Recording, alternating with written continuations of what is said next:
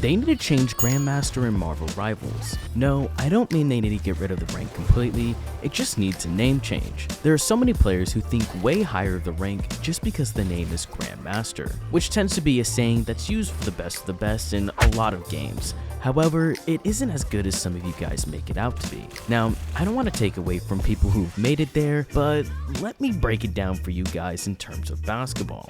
One above all, aka top 500, would be similar to the professional scene, where a tiny fraction of people will compete to be known as the best of the best. Then we have Eternity, which would be similar to the minor leagues. These are really good players, but they just miss out on competing with some of the best, but they can work their way up. Up next is Celestial, which would be similar to the college or university level. You're better than most people who play the game, but you struggle to compete with the top players. And finally, we make it to Grandmaster, which would be the equivalent of playing on your high school varsity team.